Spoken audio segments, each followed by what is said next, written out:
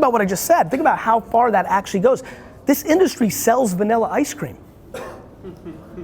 And it yells it in a place where nobody hears it.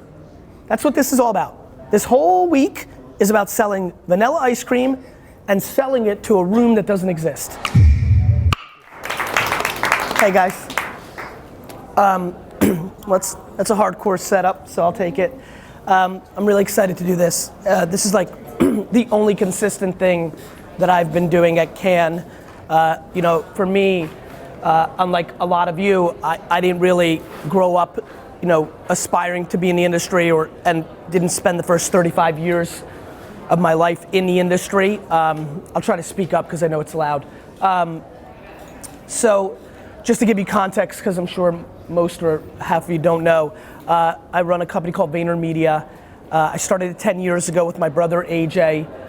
My career, you know, I was an entrepreneur. I was born in the Soviet Union. I came to the US when I was a little kid. Very immigrant kind of upbringing. Let's go. Yep, ja говорю по-русски. Yeah, da. So, yes, Mike? Yeah, or you want to wait? We're going to get you a mic. So no worries. Just wait, because we don't lose all this amazing content. No worries.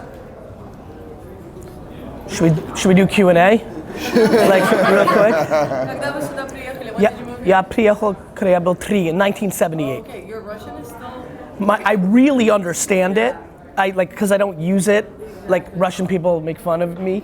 But if I went to like Moscow for a week, you know, Yeah, exactly. if I just heard it enough, it's really interesting growing up an immigrant because your outside world's this new place, but the house is still the old school, you know, right?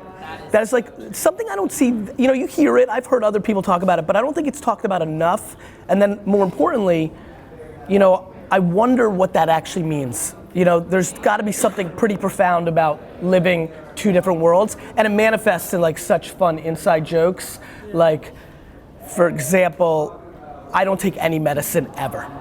Like, that's like a hardcore thing in my family. It's very like hardcore Eastern Europe. Like, it's unbelievable how much that's like in my culture.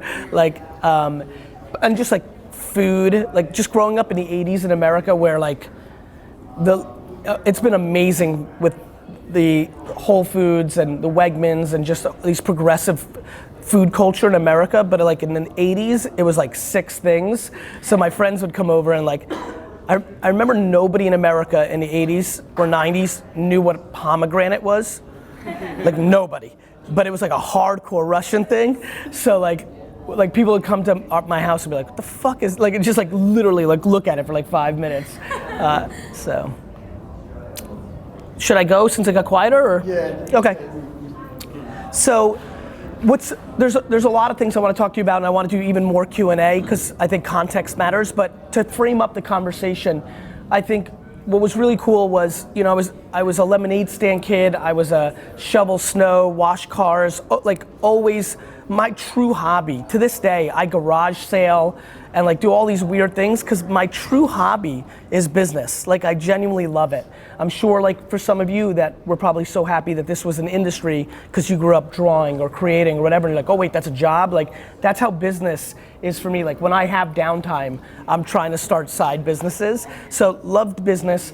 Grew up in an environment where my dad worked every minute to try to make it in the new world, and he eventually owned a liquor store in New Jersey. I was dragged into that when I was 14, and really from day one, I started doing 2 things that are interesting to me. I started doing a lot of UI, UX, which in the way I would say that was I started moving my dad's store around. I used to stand behind the register, and it wasn't that busy, right? Like, you know, where I could watch almost every customer walk in and where would they go and what would they buy, and intuitive as 14, I would understand like, why do we send them that way where we sell stuff that's not as expensive as over here? Like really in hindsight, you know, a lot of this stuff in the last 5 years I've recalled. Even lemonade, when I was 6 years old, instead of standing behind my own lemonade stands, I got my friends to do it because I would literally walk up and down the streets of New Jersey watching cars drive by to try to figure out what tree or what post to put a sign on. So I've been truly intuitively chasing attention my whole life. As a matter of fact, It's gonna bubble up in a minute. One of the biggest reasons I push against television advertising and think it's grossly overpriced and overrated is not because I don't believe in the craft or a 30-second video, it's that I don't believe people are consuming them. Like I think that needs to matter. You could literally make the greatest thing of all time. It's kind of like the tree in the forest. Like, you're gonna spend 9 months making something that nobody sees, seems like a waste of time. So, was that kind of kid. I'll fast forward because I want to get into the meat. In 1996, I launched one of the first 3 e-commerce wine businesses in America. My dad had a liquor store. We were in a middle class area, but there was affluent towns around us. I saw people wanted wine. I started reading about wine like crazy, got super educated about wine as a 15, 16, 17-year-old kid, super weird in hindsight. Launched in 96. Had email open rates of like 90%, was the first day one advertiser on Google search, day one, 5 cents a click, no, like typing in words that had nobody type, like Cabernet had no bids or like crazy shit. Built my dad's business from a $3 to a $60 million business very quickly. That changed our immigrant life, as you can imagine. Kind of made it, was fancy, like, in the wine world, like WizKid, articles, AP, all the things you would kind of want. And then YouTube came out. And 4 months after YouTube came out, I intuitively understood it was gonna be big. And I started legitimately one of the first long form shows on YouTube. Every day, 5 days a week, 20 minutes, me in front of a camera, tasting 4 wines and talking about it. Completely exploded, like hardcore Web 2.0 phenomenon, was on dig.coms and Reddits and Boing Boing and just got a lot of coverage. There was a couple of vlogs, Dig Nation, Rocket Boom. I mean, you guys are so young, this was before there was a video on YouTube that had 1 million views. A video. So like super early, got national attention. Conan O'Brien had me on his show. Like the whole fucking internet was hitting me up like, do it for us. Like it was that small of a kind of like, it's crazy to even like talk about this right now. Cause first of all, cause it's only 2007, it's not that long ago. Go on, it went super viral. And then I realized that this whole world was gonna be huge and I was super right about e-commerce, email, and Google AdWords. And I did great, but then I started reading articles about Google going public and YouTube selling for $1.7 billion. And I was like, this talent I have, I might be able to use it for something that more than selling some more champagne or Bordeaux. And so I decided to become an angel investor in early stage startups. The first 3 companies I invested in were Facebook, Twitter, and Tumblr. Yeah, it's like, yeah. Obviously, that kind of changed the course of my life. This was all I bought my Facebook stock from Mark's parents. Like, early shit. That was good, changed the course of my life. Made it in a totally different way. And then I did something interesting.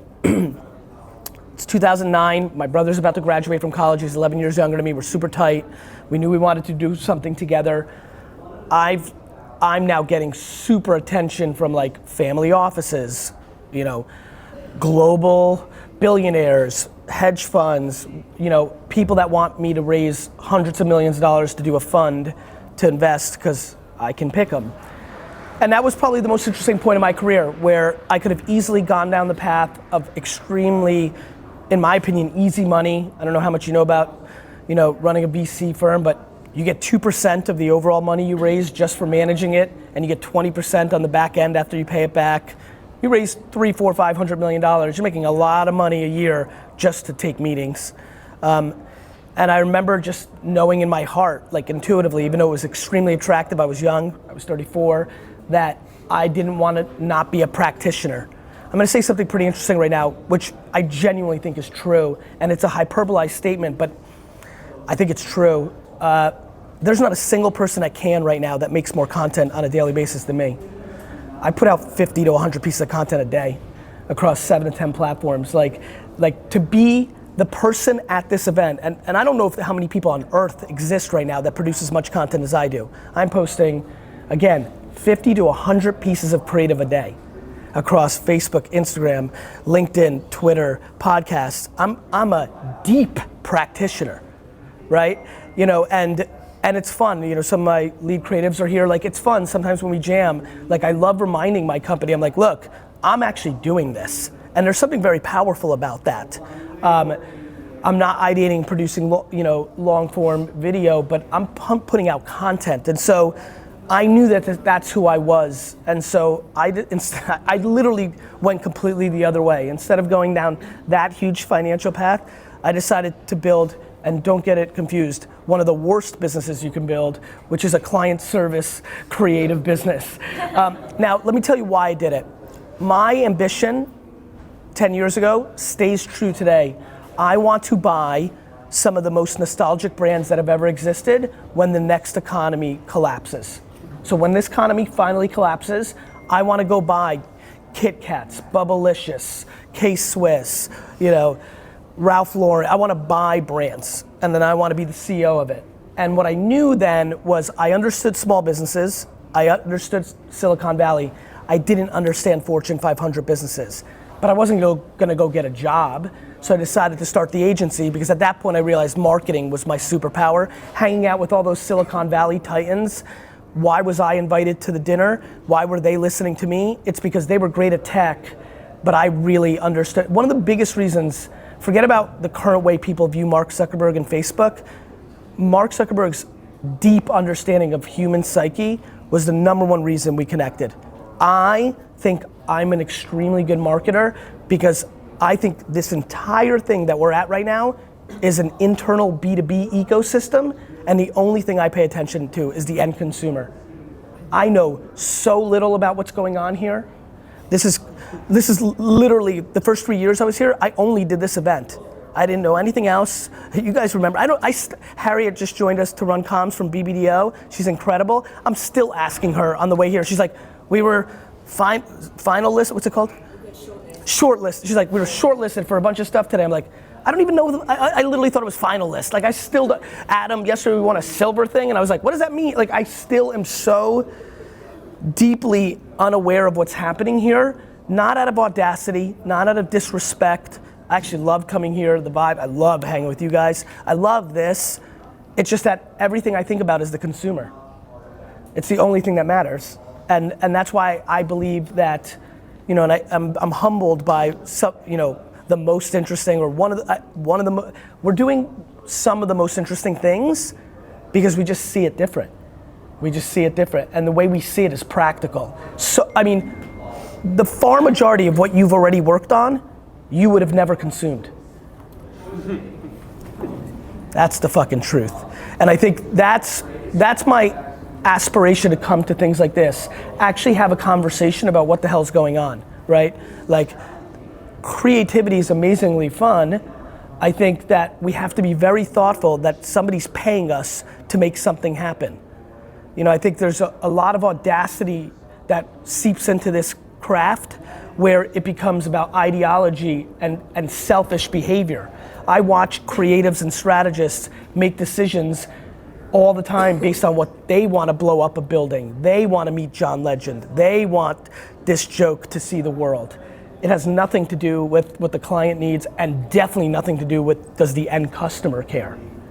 And so I think a lot about that. And so we started VaynerMedia. It's interesting. My aspirations were a couple things I didn't know. First of all, the first 45 people that worked for my agency had 0 days of agency experience. I mean, you want to talk about a fucking shit show? Like, we won $1 million scope from Pepsi, and on the way out, the guy grabs me and says, hey, incredibly provocative, you're gonna get the business. This is incredible, this is what we're looking for. It's 2009. Then he goes, one piece of advice. I'm like, please, because it was so early. He goes, you need to hire somebody who knows how to make a deck.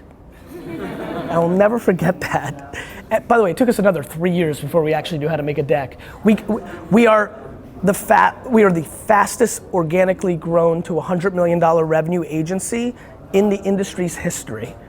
And we win no RFPs. Like, we're just incapable. Because we come in with a philosophy, we're not willing to everybody sells on an idea, and it's just not something, we half pregnant it, we flirt with it, but the truth is we have a philosophy, which is a couple things that we believe in that I think are unique. One, we believe that volume of creative is the cost of entry of relevance of the next decade, and that we think this world needs to understand that quantity does not mean lack of quality. And more importantly, what is quality? You know, for example, I think the rise of copywriting is going to be profound over the next decade, because I don't think people understand that the copy change, literally the copy that associates every post on Instagram, Facebook, Twitter, and things of this nature that will continue to grow in attention, is massively important to the output of success. We become so visual, it's so video and Instagrammed out, that people are mailing in copy. For all of you that have your own ambition to grow your Instagram, I watch copywriters in my company who are interested in growing their Instagram mail in copy because they've been sucked into how visual the medium is. So volume to us is imperative. We also think that Facebook and YouTube, and whatever the Facebook and YouTube and Instagram of the day is, that internet long form video is actually where brand building is being done, not in the form of TVC. You know, I think that we have to have a conversation in this industry about things actually being consumed. You know, and I think that common sense needs to actually be part of the conversation. It is 2019. The far majority of people all across the globe are watching OTT at scale. There is so little network television being consumed in major 10 markets, US, Europe, like Asia, like so little. And then for that person to actually, first of all, they're not watching the show. And if they're even watching the show, for them to serendipitously watch a commercial, it's just not happening. Like, watching a commercial is getting dangerously close to like looking up the yellow pages. Like, and yet we celebrate it like nobody's business. And I think we have to challenge that. There's no way in your careers that TV commercials are gonna be on the pedestal. It's impossible. You're basically, you know, I look at it like this. It's a US-centric example. I know we've got a lot of people here, but every country in the world has its major retailers and has its emerging internet retailers. I think this world continues to celebrate Walmart and Target and big box retail, while I keep beating the drum that Amazon is here and it's gonna be a problem. And I think that's the analogy for creative. We have to have this conversation. Like, you can't celebrate something nobody sees. And so that's important to me. But make no mistake, I believe creativity is the variable of success, right? The creative. All the strategy work, which is imperative, all the other stuff. You know, we're a fully integrated agency. We have media and creative under one roof. I believe in your career, you will see all of the agencies consolidate media and creative under one roof. It is not working for the clients to have media and creative in separate rooms, because I'm sure you've already seen this in meetings. When it doesn't work, everybody does this. The media agency's like, it's the fucking creative. The creative agency's like, the fucking media plan sucked. And that's been unbelievably smart for the holding companies to separate it, and quite profitable, but the brands are starting to not be happy. And they're the ones who write your checks, and that will play out. So I'm excited about that. You know, I started the agency with 45 people that didn't work in the industry. I knew nothing about the industry. I read nothing about the industry. So I started VaynerMedia. I built a creative shop that I put media in the name. I had both media and creative under one roof and had no idea that it was unique. So we were doing all these unusual things. What it led to is a very large agency that has not played by the industry rules, but has driven business results for its clients. So now we do have 900 people globally. We do have the US, LA and New York offices, and London, and opening up Singapore, and very frankly, feel very confident we're about to get a big scope for the World Cup in Qatar, and that means Middle East, and looking at, you know, South America. So I think it's gonna be interesting to see what happens. I think because of some of the awards we're winning this week, just I'm feeling from the creative class here a little bit of more of a, okay, you can be in the club, and I'm laughing. I'm like, I don't want to be in the club. I don't mind to be in the club, but there's only one club I wanna be in, which is, wouldn't you wanna be a creative that in real life, when you hang out with your friends, people know what you're talking about? Like, how many more times do people here wanna spend 20 years of their life making TVC that when they talk about it, and they're like, you know, the IBM spot, and their friends and relatives are like, I have no idea what you're talking about. And if they do, it's because they tried really hard to find it, right? I think that people want to, I think if you're creative, I think you want it to be seen. I just don't know what else to say. And I think, you know, what Mike and Adam will tell you if you decide to yap with them after this is, after having careers in fancy places doing fancy stuff, it's fun to make. It, you know, think about all the ideas that you guys have had that will never see the day of life. Like, you guys are all 12 years away, 6 years away, 4 years away from being the final decision maker to actually see something made. Right now, you're politicking and strategizing on how to convince the two people above you to actually make the thing you believe in. You're not in the creative industry, you're in the internal politicking industry. That's why volume will set this industry free. We have interns from day one in ad school being able to see their thoughts in market from the biggest brands in the world. Literally, we have literally interns already in our company that have had more pieces of content seen by humans than some of the people here. That's real. That's going to play out, I hope, for all of you. I want you to be in a place where you get to be creative for real, instead of working at a bank and fighting for a half-pregnant version of your idea to see the world. And that's why so many of you have to do things on the side, because you can't scratch your itch. First of all, I want to come and work for you one day. Good. Not too far away. But I have a question because... What's your name? Taya. Taya? Yeah. I have a question. My clients have to research all our TVC work, and that's the only way that they can get their budget signed off. So what's your advice? Because they really don't care about digital or like even shopper. So what's your advice to kind of get them to see it in a new way from a person who's like, yeah, down the ranks? They're not seeing it from a person that's up the ranks. Yeah. So here's what I would say. Here's a really, really important piece of advice that I think will bring you value. Please don't stay quiet because you know it doesn't matter and you know it won't play well in the room. Now that doesn't mean be like me and be super combative. It means be respectful, but let me give you one humongous piece of advice. The world's gonna change. Animatics are the stupidest shit of all time. Ipsos is the stupidest shit of all time. It can't sustain itself and it will break, and it's getting closer than you think. So it's important for you to share your actual points of view in these rooms because people are watching. And right now you may be frowned upon, or it's silly, or it's naivete, or it's a kid talking, but everybody's watching and listening. And in 3 years, when that person's fired and goes to a new place and they have to win in digital, they're gonna be like, hey, she knew.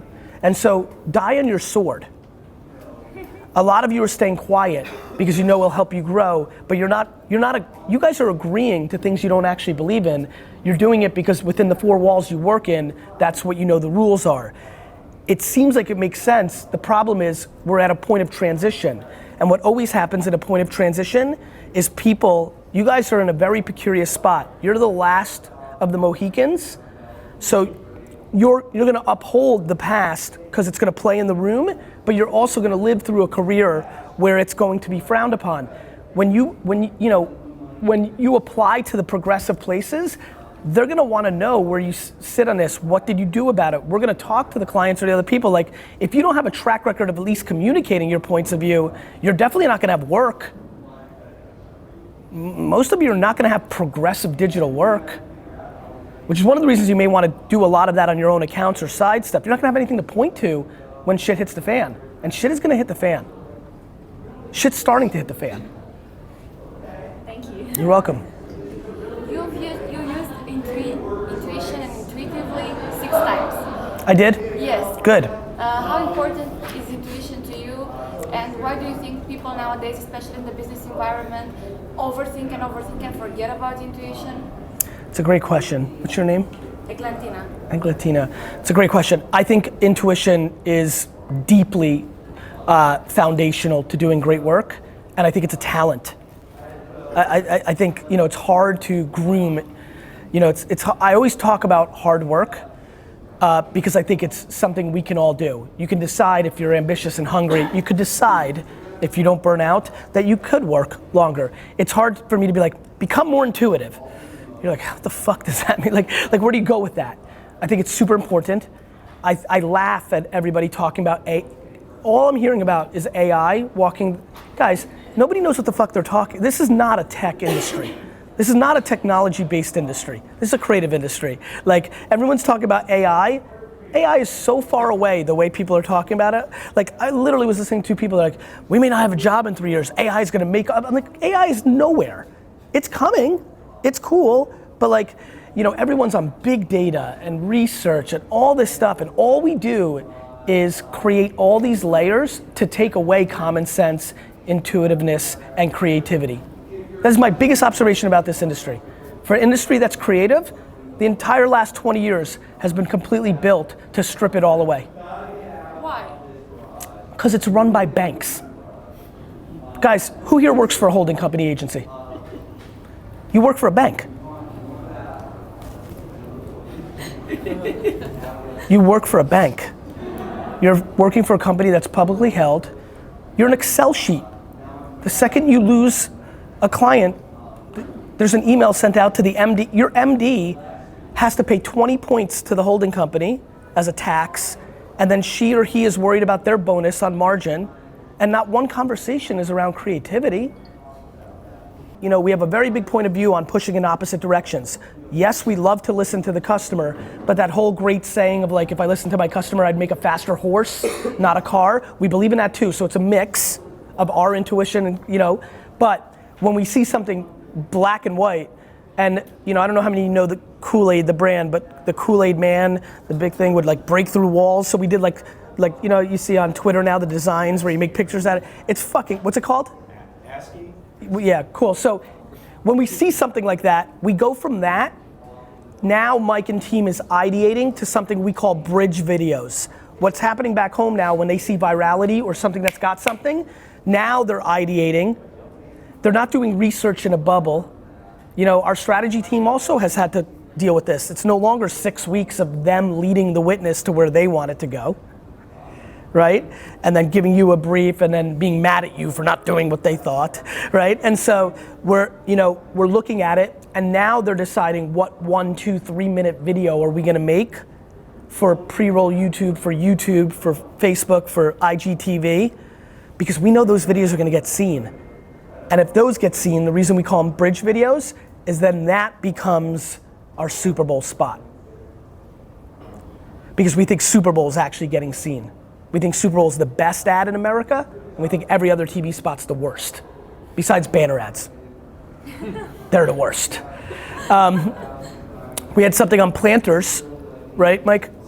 Yeah, so Zion, who's a very famous college basketball player, had a sneaker break during a game. We jump in and Mr. Peanut does something, it catches, it builds, it leads to us to actually make a planter sneaker that came out yesterday. The idea happened in the morning. The sketch went out as a tweet in the afternoon. Got 17,000 likes. We went to the client. I said, let's make a sneaker. And we made a sneaker and it came out. There's nothing more fun. There's nothing more fun for us than selling ideas that already have proof from the consumer behind it. Like I see your reactions. You can imagine how much more ammo we have walking in. And it's qualitative ammo a lot of times. So we talk because it's easier to understand numbers, 300,000, 17,000. I promise you, a lot of our clients say yes. Yeah, they hear the numbers, but then we show 10 or 15 screens of qual. I live on qual. All I do for a living is post content and read all the comments. So I'm from Mumbai, and like back home, Instagram is like the big thing. Yes, I'm aware. It's exploding. Yes, I'm aware. So what are, like, on your Instagram, you keep telling brands and users to keep investing and keep posting on Facebook and Instagram. What do you think are the next big apps for that? I'm not sure, and I never care. Okay. You know, I only care about this moment. By the way, if television network drops their prices by 80%, I will buy a fuckload of television. You know, so I don't know. You know, and I don't care, you know, as much as I love Facebook, Instagram, YouTube, you know, those things, in 6 years, you'll watch videos online of me saying it's shit. because the price became too high for what the attention is. And so I always first think about the price of the attention, and then I think about being a contextual creator in it. One of the things that we do very poorly in this industry as well is make our creative contextual for the distribution.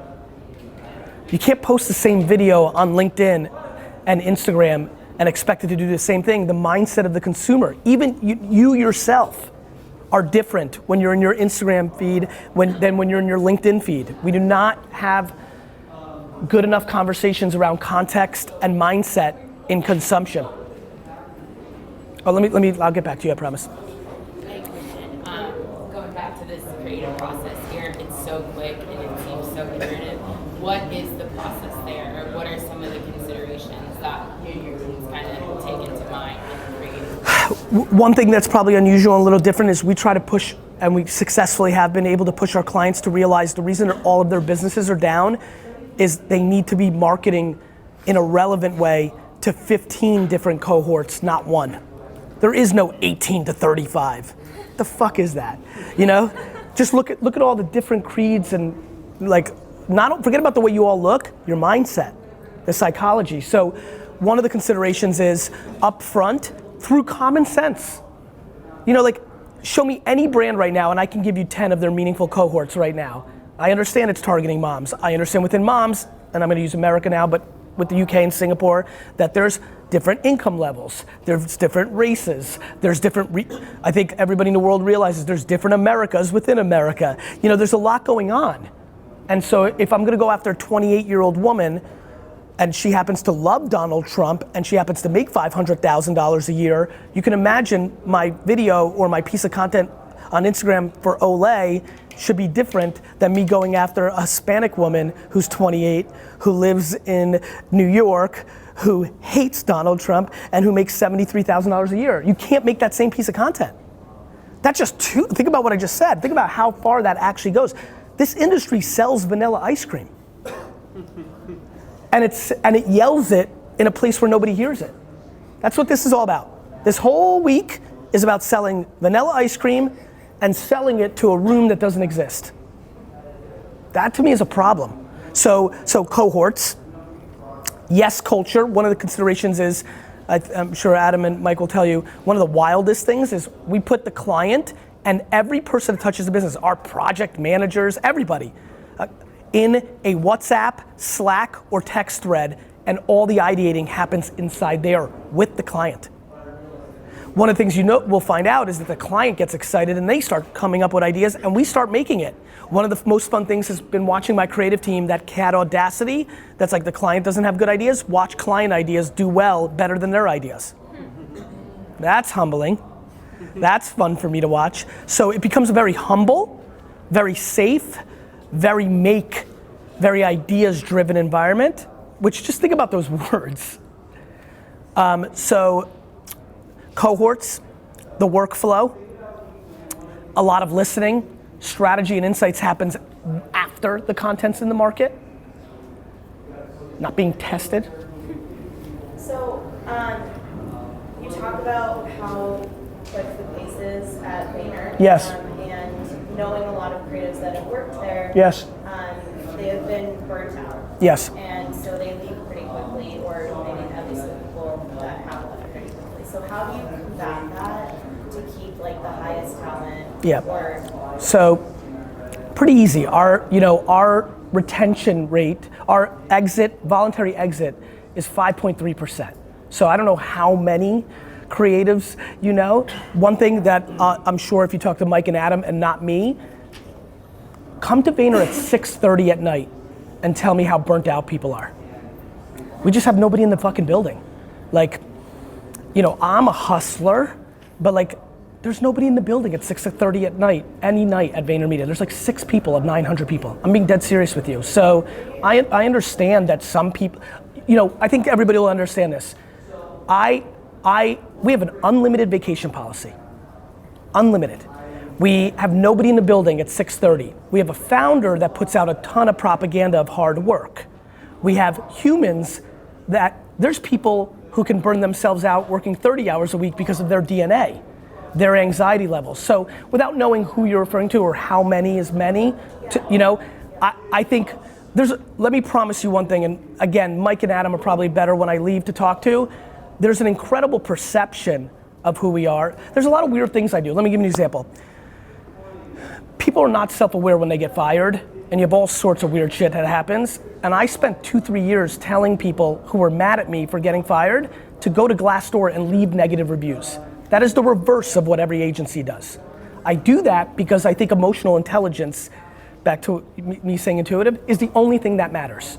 And I think that anybody that believes Yelp reviews or Glassdoor reviews or any anonymous reviews like Secret and Whisper are deeply, deeply cynical or don't have emotional intelligence. So I use these perceptions as ways for people not to enter. I think if you come and you actually spend time and actually look under the hood, I think we have it. I mean, I'll be honest with you, I'm disappointed in the work ethic at VaynerMedia. There's not a fucking soul in the agency at 6:30. So I think we handle it pretty easily. I look at how many people voluntarily leave our company. You know, I look at things like a creative who left and came back 3 weeks ago that we both know, we're just, you know, I think we have it really, really good. I think that there will always, you know, you're always trying to be better. The reason the Chief Heart Officer, Claude, has more power than the CFO, Alan, is because we're very warm in feelings, but you know, some people are able to burn themselves out regardless of the room you create for them, you know, and so, you know, and by the way, one of the things I'm trying to be more conscious of is maybe they do look to me as Garyvee, and maybe they're taking on that pressure. I'd hope that they see what's happening in their day-to-day, but that's how I see it. Well, Please. Yeah, no, I was just gonna say, I'm asking because perception isn't always reality. Yeah, I felt great about it. Like, I'm like pumped about your question. You know, here's what's amazing, and this is how I've thought about it, and I appreciate that content, and I could tell it came from a good place. The truth always wins, right? You know, I mean, you know, Harry, you might be a great, Harry just came from BBDO. Like, I remember when we interviewed very recently, she's only been here for 2 months, you know, and so I think the biggest thing that's going on with our shop is perception versus reality. And it's on purpose. To be very frank, I don't want people to know what we're really up to, because if this town really knew what I was up to, they would be way more scared and would be doing way more things about it. Because let me tell you what I'm doing here right now. I have no interest in recruiting you. I'm interested, it'd be amazing. I'm interested in inspiring you to start your own shop and never sell it to a holding company. That's what I'm doing with my 45 minutes here. That's how we're gonna make this industry better. The reason this industry has so many, you know, inclusion issues, burnout issues, is because you're fucking Excel. You guys are Excel cells. Every one of you that raised your hands are line 419, column C. You are. That is how these companies are run. I know it, because I'm a businessman. So, you like that one? That's a good one. So what I want is for you to think about this world. Imagine a world where instead of making $280,000 or $315,000 being a senior creative at a holding co, you have a business that's your shop doing $800,000 a year, which trickles down to you making, instead of $280,000, $216,000, but you're fucking 8,000 times happier as a human being. So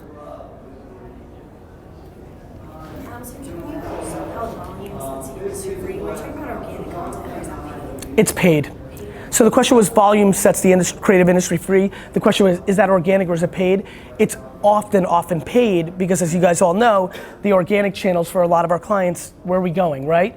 What's crazy about paid, it's the first time I've got goosebumps, and we said a lot of things here. Think about how much I must believe in this. It's scary to me that you can spend $80 and get massive insights.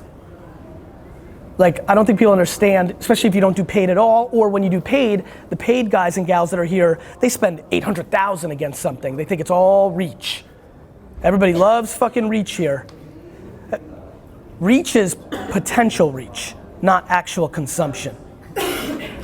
You believe in GRPs? You know, you believe in impressions? Come on, you know? In terms of ROI, so is this like more of an iterative process? So if you're pushing out so much content, are you kind of just looking at it and saying, okay, this did well, we'll do this again, we'll do this again? We are, and we're also putting it against sales data.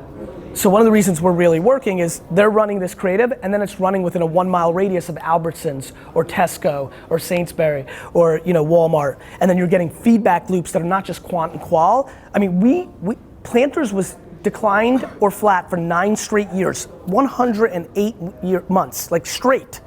The first month, before we did the Super Bowl spot, which aired in February, in January, just on this volume model, we grew the business 2%. That's a big deal for them. Like, that's real. It's just because people are seeing shit. I mean, it's like marketing works all day long. You just have to see it. And it has to mean something to you.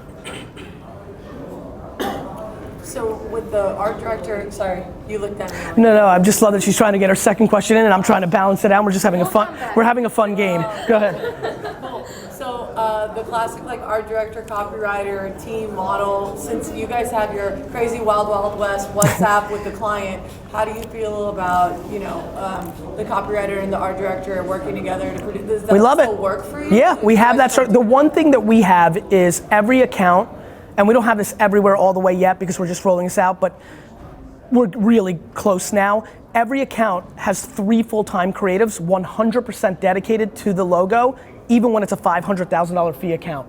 And that person is a copy person, a design person, and then what we call a shredder. She or he is doing film and post-production as one person, kind of what D-Rock does for me. And again, as you can imagine, that production value when you're making 5,000 pieces of content is not necessarily the films that, it's native. It's the shit that you actually like when you're consuming content. And some of it can be very high production value and we just chop a bunch down, and some of it could be grab your iPhone, make this video on the counter and post it.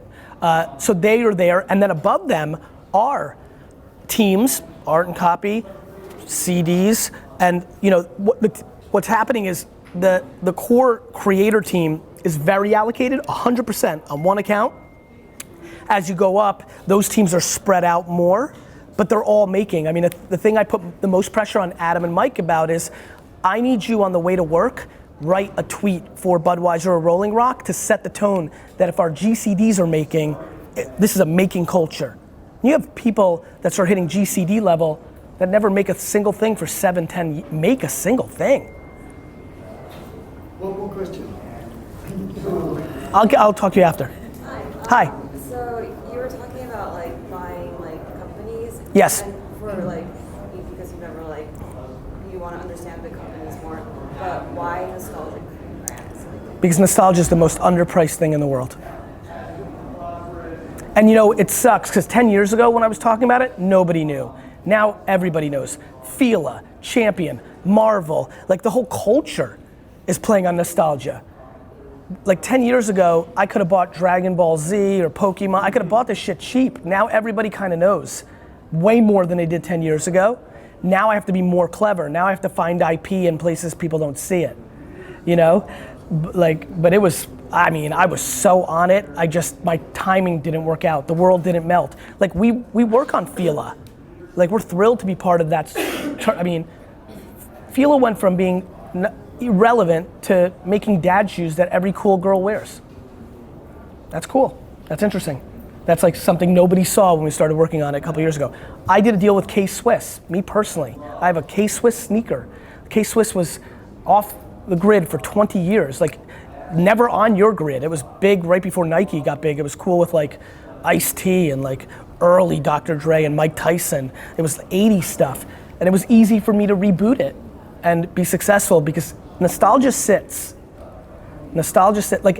Any Nickelodeon thing that I reboot will hit your radar, And so it's the most underpriced thing because it makes you feel something.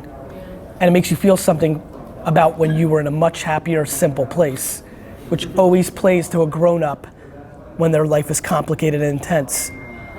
Doug feels really good when you're worried about the world. Good. We've got to close it. Gary. Thank you guys.